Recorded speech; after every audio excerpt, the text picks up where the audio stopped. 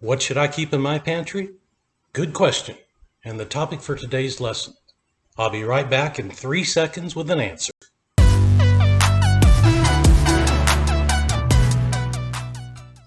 Hello, everyone. Whether you're a student of mine or not, it really doesn't make any difference. I think it comes down to 4 basic questions. The first one is, what do I eat? It's one of those kind of things where you can look what everybody else puts in their pantry, but what's that going to do for you if you don't eat those items, if you don't use or consume those items? There isn't anybody that's more qualified to make a pantry list except you and your family. How much space do I have? I mean, if you're trying to go prepare a pantry for the Armageddon or a pandemic worse than the one we've been in, like for a year, way back during the days when we built bomb shelters, etc., and people were stocking up for years. If you're not doing that, then you're really only probably buying or needing stuff in your pantry for, 2 weeks, 3, 4 weeks? And most of us really don't have space for any more than that. I don't. So what kind of cook am I? That really becomes the next question, because you can have a whole lot of staples on hand, and I'm talking about different kinds of pastas, different kinds of rices, different kinds of canned goods, the whole spectrum of stuff.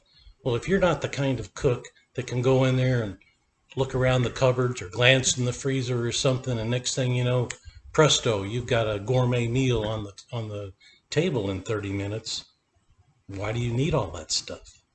So it really comes down to what you and your family consume. So how do you do that? Well, I think that the answer to that is actually pretty doggone simple. I'm sure that you, if you're watching this, can come up with a list that I bet is about 90% complete, all on your own. You just start with, what's my family eat on a daily basis? Start with milk. Start with the morning. What do you eat for breakfast, if anything? If it's just coffee becomes a staple. If you got kids in the family, they have cereal every morning, well, then it's milk and cereal. And what brand are you getting, and what flavor of the week do you want? Maybe your kids, and probably always do, they eat the same thing. That becomes a staple. You got kids and they're going to school, and you send them off with a lunch. What typically goes in the lunch? You write that down. Next thing you know, you're 90% there. Next, things you cook with. So probably for anybody who does any kind of cooking, you're going to cook with some kind of an oil.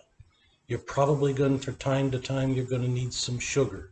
Probably 2 sugars, but certainly white sugar. And you can go right on down that list. What kind of sauces do you keep on hand? Or do you routinely use? That becomes the question. In the end, you're looking for those things that you really don't want to be without, ever. You have a list, and when you go grocery shopping, you check your inventory, you see how low you are on things. Things get included into the grocery list or they don't. And finally, what are your repeat meals? I personally really don't have any repeat meals. Well, that's not entirely true. It's not that we don't have anything that we regularly eat every 2 weeks or every week, even every 3 weeks, although there's 1 or 2 of them that probably ends up there. But if you've got a busy family, I'm sure that there's a couple of things that you routinely eat every couple of weeks or so, whatever that happens to be. I'm thinking right off the top of my head, probably spaghetti. You got kids, probably mac and cheese. So what are those items? And then how do you make them? Is it coming out of a jar? Is it coming out of a package? Coming out of a box? Whatever those things are, those also become part of your staples. And it really isn't any more difficult than that.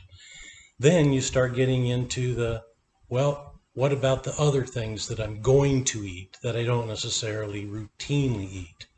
Well, actually, I don't think that that's a very difficult subject either. And I also think that it's one that you easily use and employ your family. And, they might even like being asked.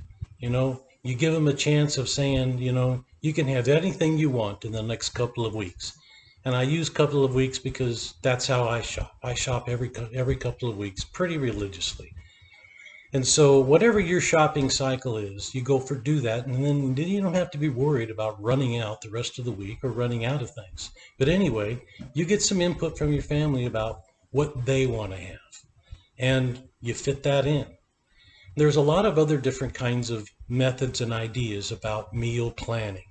And I'm going to be getting to that in a future lesson, and I'll talk about how I do it. And I can almost guarantee you that none of my students, or maybe even you watching right now, if you just stumbled across this video, would want to do what I do. I'll get into that when I get on the subject. But between now and then, maybe doing a little bit of research on ways that you can plan meals. And I would suggest trying to plan for a 4 to 6 week cycle, something where you can repeat that cycle every 4 to 6 weeks. So essentially, you're always done. You've got that cycle, you repeat that cycle unless you want to interject something else, and then you go for it. And I've seen some good ideas on the internet about how to go do that. So until my lesson comes up with how I do it, and trust me, you're not going to like it, then find a way that's going to work for you. And I'll touch on with some of those ideas that I think are useful when I get into meal planning. All right, that's it for today. Thank you. If you enjoyed this video, then I appreciate you hitting the like button, subscribe button, and if anything, if you're not a student of mine so far, you can check out below and see all the links to the Eclectic Cooking Academy to find how you can join in and learn how to cook for free. See you next time.